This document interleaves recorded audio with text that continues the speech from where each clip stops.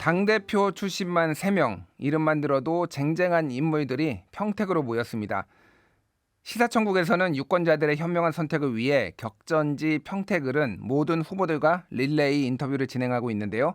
오늘은 흔들리는 보수의 대안을 자처하며 가장 먼저 평택 바닥을 훑고 있는 분이죠. 자유와 혁신, 황교안 대표, 황교안 후보와 인터뷰 가지겠습니다. 후보님 안녕하세요. 예, 안녕하세요. 황교안입니다. 감사합니다. 오랜만에 뵙습니다. 감사합니다. 그 5명 후보 중에 가장 먼저 그 평택을에 내려오셨어요. 예, 언제 내려오셨죠? 후보님이? 1월 달에 왔죠. 1월 달에 예. 대법원 확정 판결 나고 직후에 내려오셨군요. 그러니까. 그 판결 기간은 잘 모르겠는데 예. 제가 움직일 수 있는 가능한 때가 돼서 바로 움직였습니다. 그렇군요. 알겠습니다. 자, 총리, 당대표, 법무부 장관 굉장히 화려한 이력을 대통령 권한대행까지 하셨던 분인데 왜 평택을인지 굉장히 많은 분들이 궁금해하시더라고. 연고가 여기 네. 있는 것도 아니고 왜 황교안은 평택을을 택했나? 이거부터 좀 설명해 주시죠. 지금 나라가 정말 말도 안 되게 무너지고 있습니다.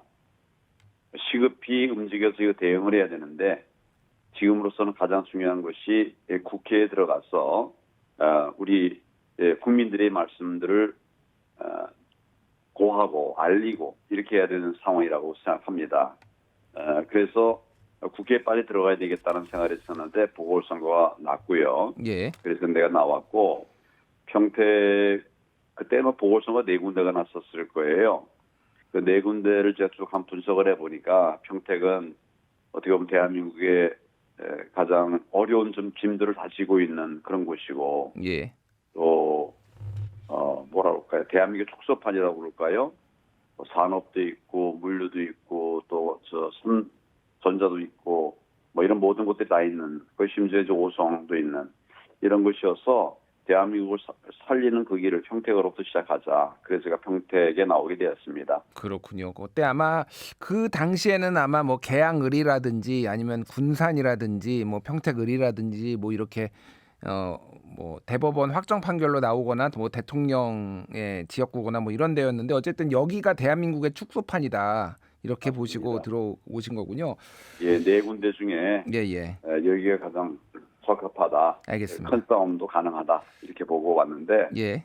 제 예측대로 큰 싸움이 돼버렸네요. 예. 그래서 우리나라 대한민국의 진짜 축소판이 돼버렸고 지역도 예. 축소판이지만 정치 이 스펙트럼이라고 해야 되나요? 왼쪽부터 오른쪽까지 쫙 이렇게 개혁신당까지 후보를 낸다라는 얘기까지 있어서 6파전이 될 수도 있게 했다 그러는데 일단 여론조사 수치를 좀 제가 말씀드리고 후보님께 좀 여쭤볼게요. 예. 미디어 토마토 조사인데요. 민주당 김용남 28.8, 국민의힘 유이동 22.5, 조국 22.2, 그 다음에 황교안 8.9를 기록했고요. 한길리서치 조사에서도 김용남 30.8, 조국 23.0, 유이동 19.8, 황교안 9.6. 그래서 최근 나온 여론조사들을 보면은 황교안 후보가 10% 안팎의 지지율을 지금 확보하고 있다. 이 정도로 보여요. 예. 지금 10%로는 사실상 아무리 오자구도라고 하더라도 당선되기는 힘든 거 아닌가 이렇게 좀 냉정하게 보이는데 어떻게 보십니까 이거는? 제한적으로 보면 그런 판단도 가능하죠. 얼마 전에 이제 또 다른 여론조사에서는 제가 우파의 1위로 나왔어요.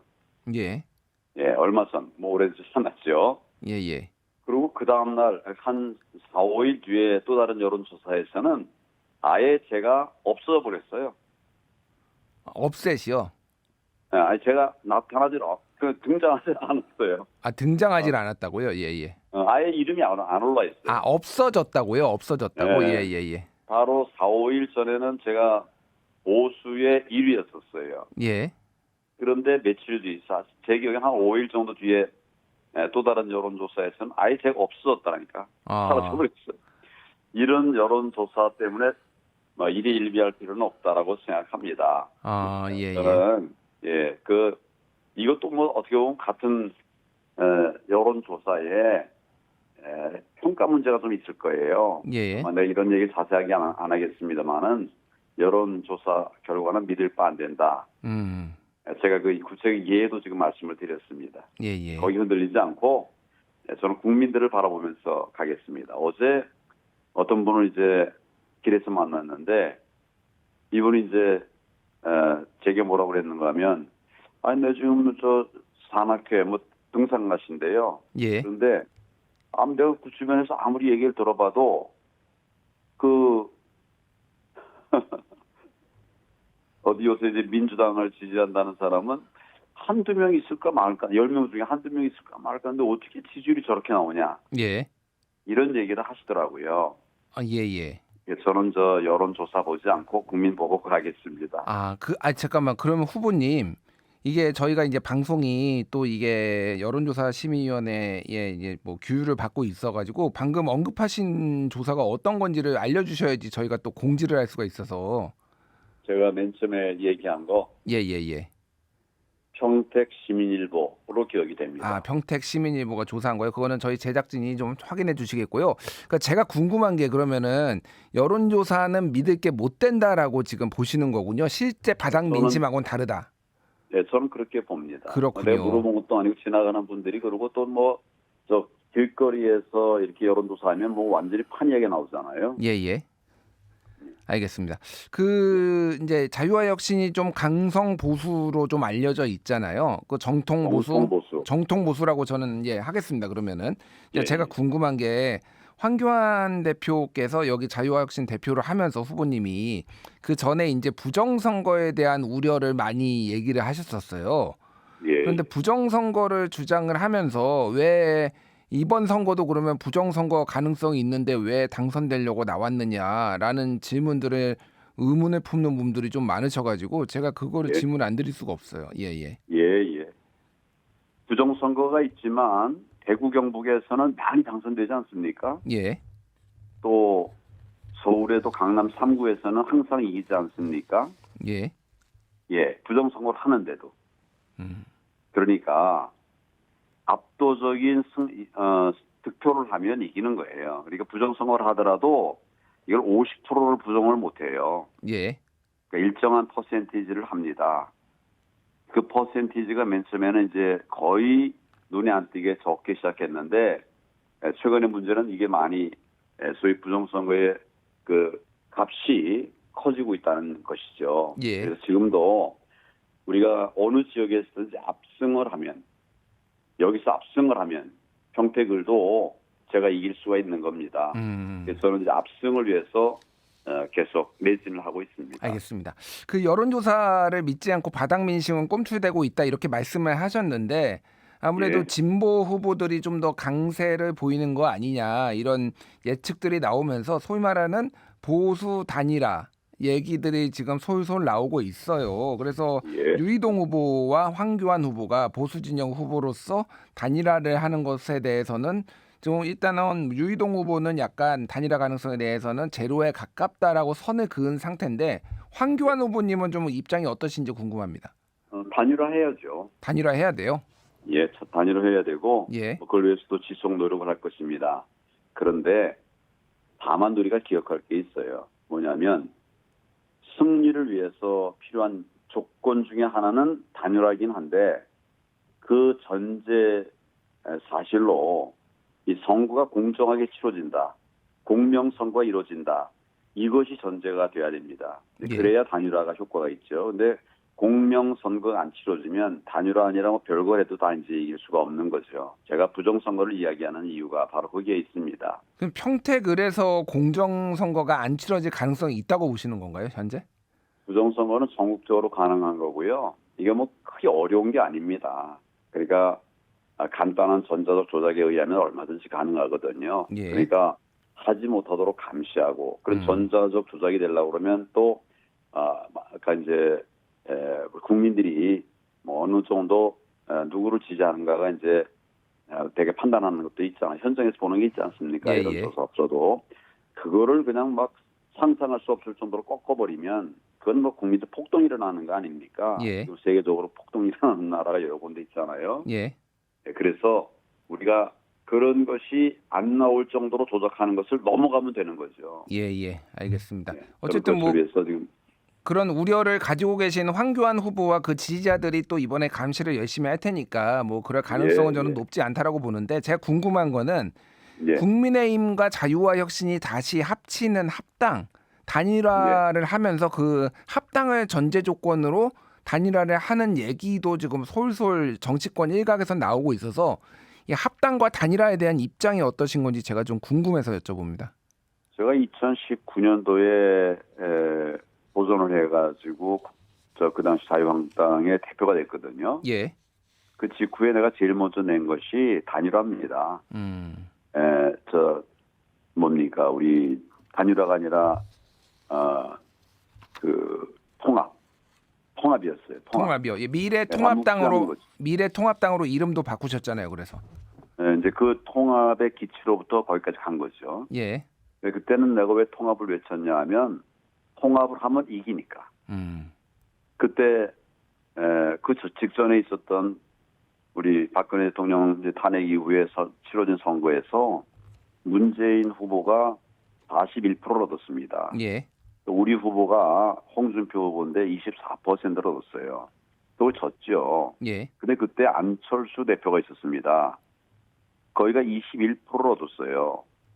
그러니까 그때도 이 두 분만 합했어도 우리가 이길 수 있었다는 거죠. 예, 표상으로 보면. 예, 뭐 이탈표가 한 표도 없다라는 가정하에 뭐 그게 가능하긴 합니다만. 예. 아니 선거를 그때 이미 선거가 치러진 결과를 갖고 제가 말씀을 드리는 거예요. 예, 그러니까 24 더하기 21이 이제 41보다 크다 그 말씀을 하신 거죠? 예, 그래서 예. 거기다가 이제 유승민도 있었으니까 6%였거든요. 예.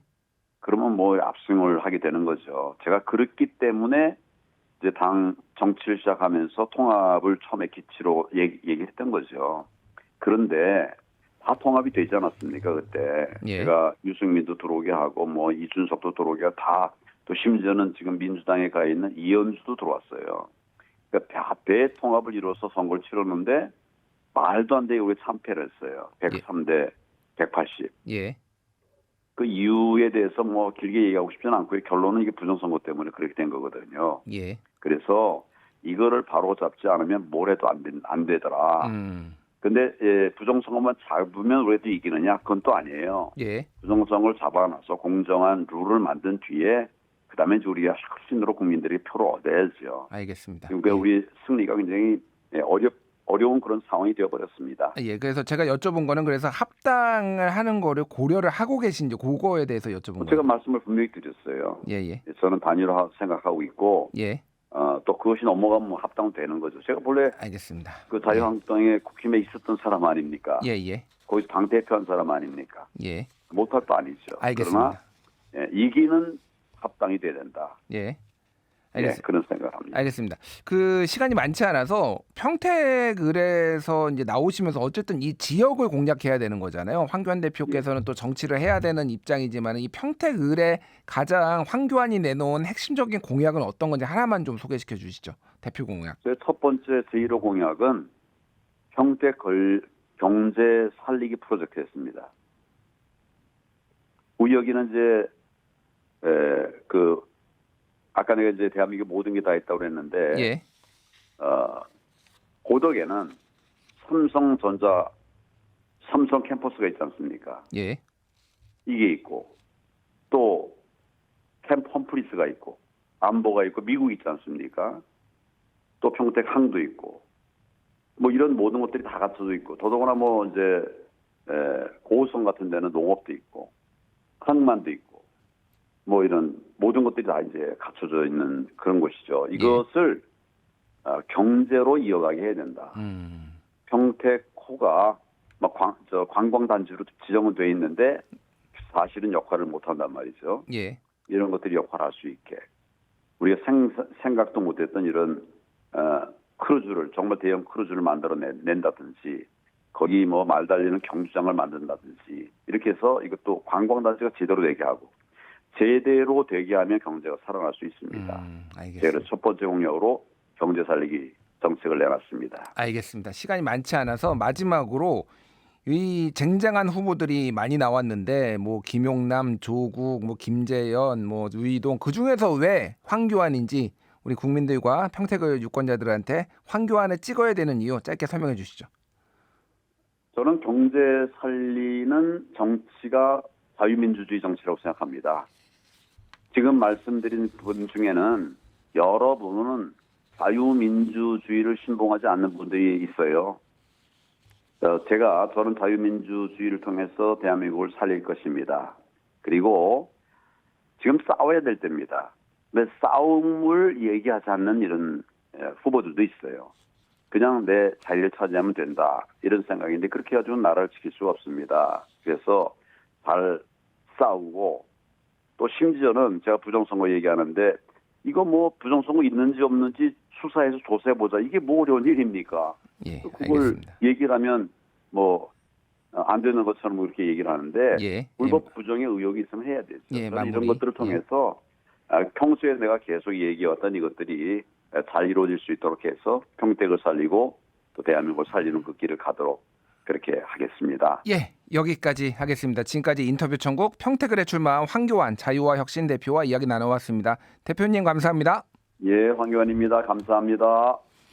예, 방송 중에 언급된 여론조사 빠르게 읽겠습니다. 먼저 미디어 토마토 조사인데요. 뉴스토마토 의뢰로 지난 5월 1일부터 이틀간 평택을 거주 18세 이상 804명을 대상으로 무선 ARS 조사로 했고요. 한길리서치 조사인데요. 인천일보 의뢰로 5월 1일부터 이틀간 평택을 거주 18세 이상 500명 대상으로 무선 ARS 조사로 했습니다. 황교안 후보가 언급한 조사는 평택 시민신문 의뢰로 ST 주식회사 STI가 조사한 거고요. 3월 30일부터 31일 평택시를 거주 만 18세 이상 남녀 802명 대상으로 무선 ARS 조사를 한 겁니다. 여기에서 보수 진영에서는 황교안 11.7, 유이동 10.7, 강정구 9.1, 민주당에서는 오세호 13.1, 유성 10.7, 이상기 8.1, 진보당 김재현 12.5 이렇게 나왔습니다. 자세한 사항은 중앙선거론조사심의위원회 홈페이지를 참고하시면 됩니다.